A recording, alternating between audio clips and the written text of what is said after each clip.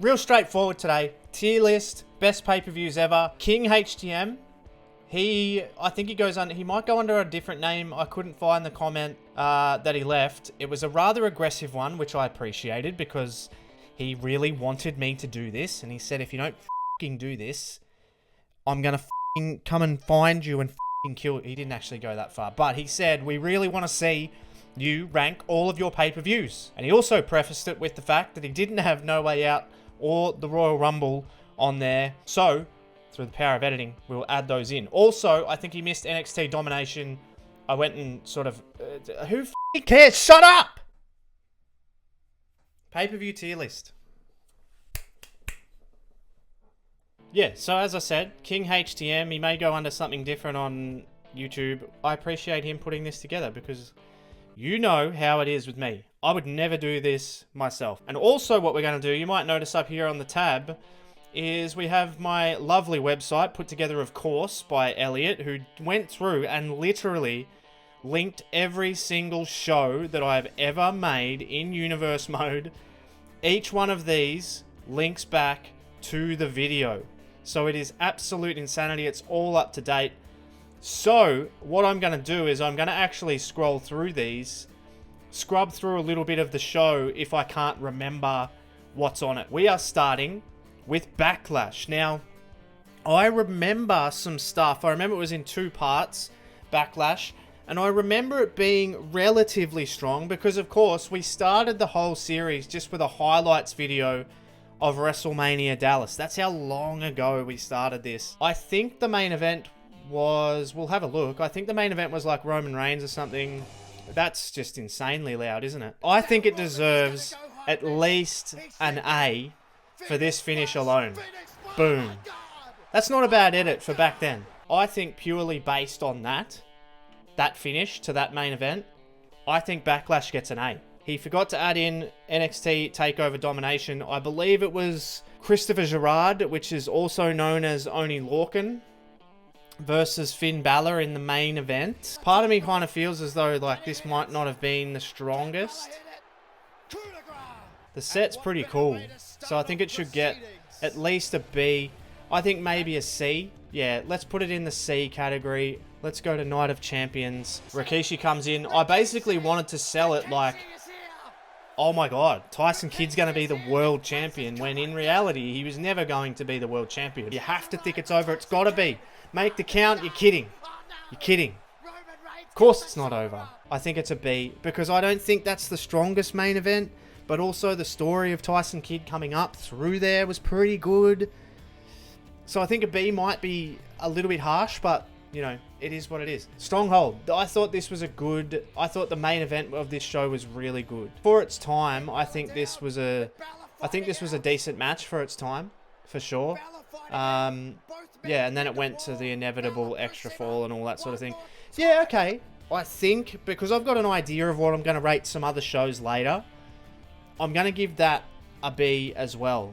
I'm going to be quite harsh here. King of the Ring. I think this elevates it to A. The way we finish, because Samoa Joe just won the King of the Ring, and then the world champion, Roman Reigns, is destroying Samoa Joe, and then we get like some absolute madness. Yeah. I think you got to give it an A for this, man. What a moment. I think it has to get an A for that. It sets up the world champion in Samoa Joe. He goes on to win the world title. I think that's an A show. I think that's an A show. King of the Ring has been renowned in my series for being pretty good. NXT Resurgence. Don't remember really anything about this. Oh, Farewell NXT. So this was the last show for NXT. I think we have to maybe put that in the B category as well, just because it set up a lot of stuff in terms of Finn Balor. Summerslam.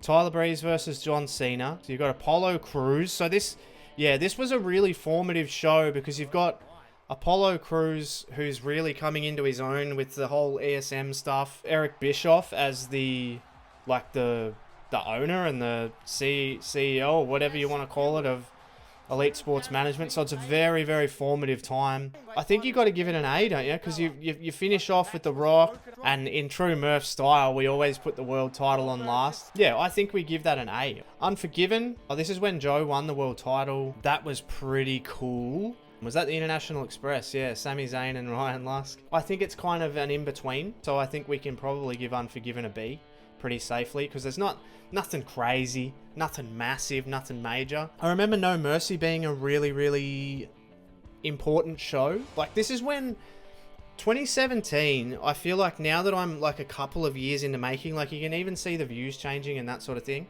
Now that I'm a couple of years into making these videos, I feel like I'm hitting my straps now. The ESM ring and stuff, like this was peak ESM, dude. This is when Apollo Crews and the cronies were like paying for their main events, and they were paying for their spots, and they would deck the ring out in all ESM colors and all that sort of thing. This was back when we were really trying to push the whole Elite Sports Management narrative of you get sick of them because they just win all the time, but they're setting themselves up to win all the time because they're always, you know, paying for these main events and all that sort of stuff. Rusev, AJ, TLC. This was actually a pretty good match. It was a pretty nuts. Yeah, and it had the whole Good Brothers. And did they just pick him up and... Yeah, no, they attacked AJ. I remember that's when they turned on AJ. If anything, I think I'll probably give that an A, I think. Because this is when you're really starting to hit your stride as a storyteller. With the Apollo Crews stuff and the fact that he helped Samoa Joe win, and then, you know, he eventually tries to get the title off him and all that sort of stuff. I'll probably give that an A. Survivor Series. So this is, of course, when Bray won the title from Samoa Joe. So this is a pretty important show as well. Try to make the pay-per-views as important as I possibly can. Austin Aries, who I was considering putting over Rusev on this pay-per-view at one point. So this led to the triple threat match between Cesaro, Brock Lesnar. Yeah. And they kind of had to recruit Apollo Crews, because at that time he was on such a roll that Team SmackDown wanted to win so badly that, you know, you either have him outside the match and he costs SmackDown the match, or you have him in the match so he has an interest and he wants to win the match. And yeah, this played into the whole Brock Lesnar and Apollo Crews thing that was, of course, leading to WrestleMania. And of course, you know, Apollo Crews ends up laying out Brock Lesnar. I think you've probably got to give Survivor Series an A. I don't think it's quite S tier. To be honest, I don't think there's going to be many S tier shows, because I don't think I've ever got it absolutely spot on. Vengeance with Sting. There's probably a reason that this show doesn't even have 20,000 views as a pay-per-view. Oh, Sting Rusev, right? And then that leads to the next pay-per-view when Rusev... on show and being destroyed. Yeah. So Sting comes out, Rusev's talking all kinds of trash. I would actually probably put Vengeance at a C. I don't think that's a very good show, to be honest. Next one, Judgment Day. Now, I remember this being a very, very cool show, and being very happy with the end of it. You know, with the whole thing with Sting having to go through Big Cass first, the classic heel tactic, and then you end up with Rusev and Sting in the main event. I remember the stuff with Rusev and Sting being kind of cool. This has got 60,000 views. Yeah, look, it's okay. A lot of this period was about establishing Rusev, right, as like the dominant force. But I think it's still only a B. I wouldn't put it in that A category. The Royal Rumble, I of course remember it very well. I actually think this is one of the rare moments where a lot of the stuff on the Royal Rumble actually was very, very good. The Royal Rumble match itself, at the time, I thought was some of my best work. And I believe that the Royal Rumble was S tier. Seth Rollins versus Shawn Michaels is pretty cool. Then you've got, of course, you've got your world title matches. You've got Bray Wyatt versus Apollo Crews, with Apollo Crews going over.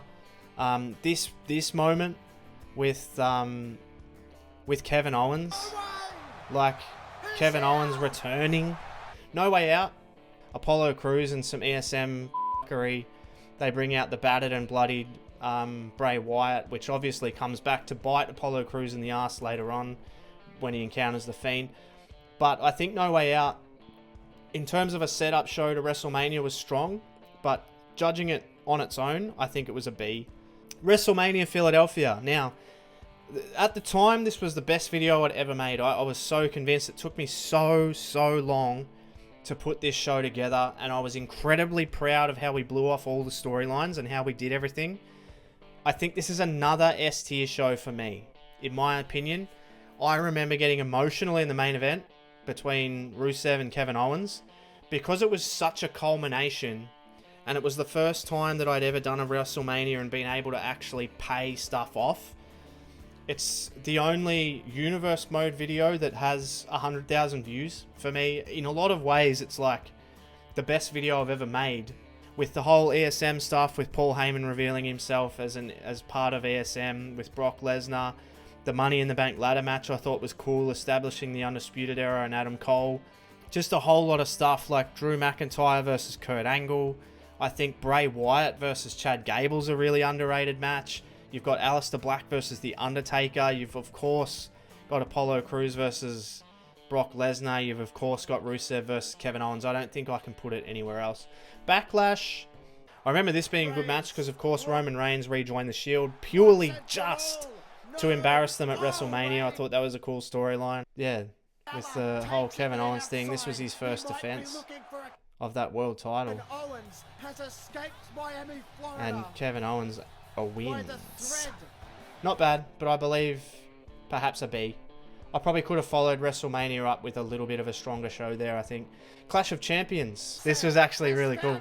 I think we could almost give it a B just on the strength of this alone. Because Rusev was like on a tear and pissed off. He'd lost his title. Throws him through. And Rusev wins. Far more important message. Oh, yeah. That was when Daniel Bryan joined ESM. So that's a pretty big deal, man.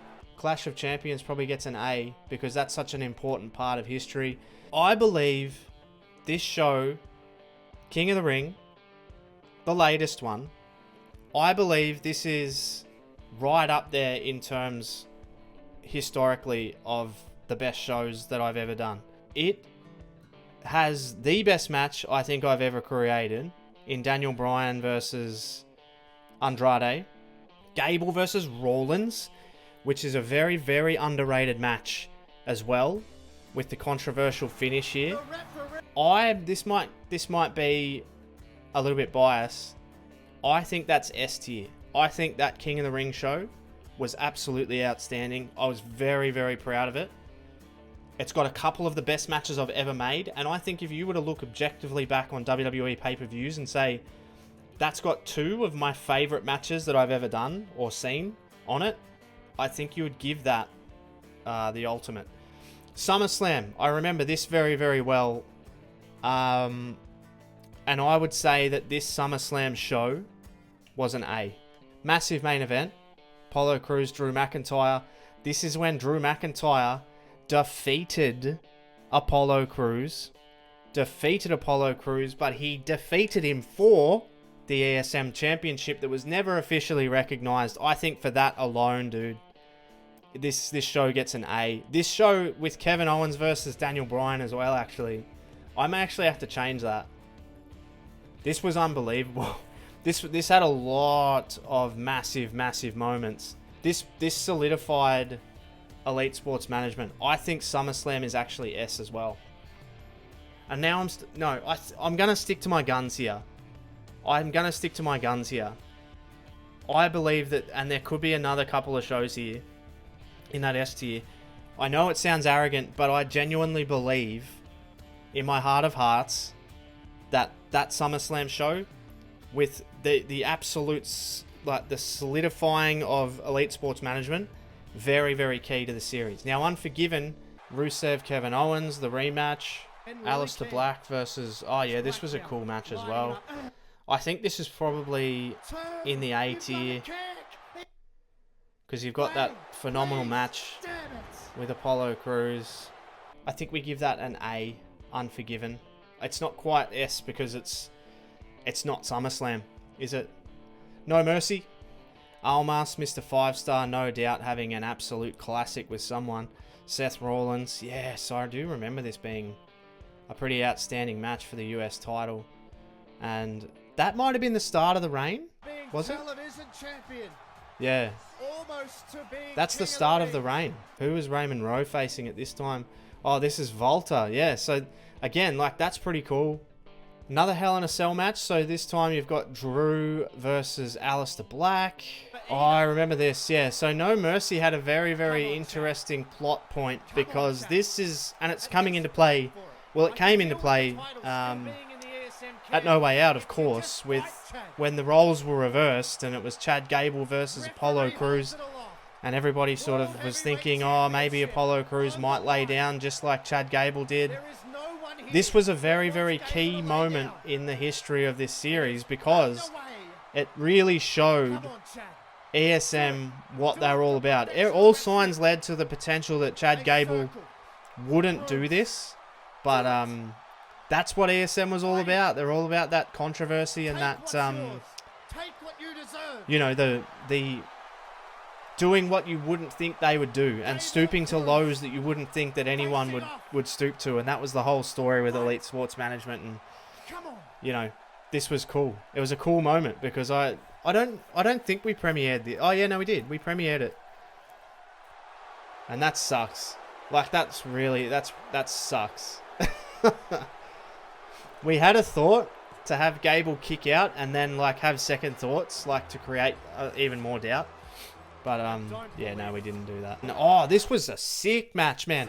The Fatal 4-Way might just push this to maybe be a B or an A because this was a cool match. Set up a lot of stuff for the future as well. It's hard, but I think I'm going to give it a B because I don't think it's as good as these. Like, I don't think it'll be as good as SummerSlam. So I'm going to give it a B. I'm going to be harsh. Survivor Series, obviously, now I'm going to start to remember these a lot easier. Oh, and Undertaker's retirement as well. Who did Daniel Bryan wrestle? Oh, of course, it was Elite Sports Management in their own Survivor Series match. Yeah. And then, like, yeah. And, like, it built towards the dissension of these two as well. Purely from a storytelling perspective, I believe is an A. Almost an S. Almost an S. In terms of importance. I think this is an A as well. I think this had some fantastic matches on it. And I believe that I would probably give that an A. Vengeance, second time round. Crews versus Lesnar. Lesnar, of course, wins. You've got Styles versus Bryan. I think that was a really, really good show as well. And if nothing else, just for the poster alone, I think you've got to give that an A. Judgment Day, again, I think this was really, really outstanding as well. Yeah, I think much like Vengeance, Judgment Day had, like, obviously the two classic matches between Bryan and Cesaro were going on. Apollo Crews wasn't even around at this stage, but was still part of it. Gable, of course, made the decision. I think this show, like, just for the strength of this main event alone and the rivalry between Cesaro and the ESM, you've got AJ versus Samoa Joe, which, again, was an absolutely fantastic match, ended in absolute chicanery. It's got that crazy match between Drew McIntyre and Tommaso Ciampa as well. Big E getting his massive win over Triple H. So pretty strong show. Ricochet versus Kevin Owens was really, really strong as well. Then you've got Toni Storm versus Ember Moon to kick the show off. I think it's a really solid A for Judgment Day. The latest Royal Rumble is probably the best show top to bottom that I've ever made. Obviously, I've still got WrestleMania to come. So I'm going to put the latest Royal Rumble in the S tier. And to be honest, given the strength of the Elimination Chamber and given the strength of the main event, which of course got cut off by the dastardly ESM, if you believe what they tell you, I would give that an A. So that's my tier list. Let me know down below if you agree. I really do enjoy this, even though it takes a while to get through and we had to go through and remind myself. I do believe that that's like a pretty a pretty solid list, honestly. I tried not to be too biased because I wouldn't put stuff out if I didn't like it. So it is what it is. I enjoyed it. I hope you click the like button and hit subscribe and do all that good stuff. And I'll see you for more universe mode and all kinds of stuff very, very soon. See you later.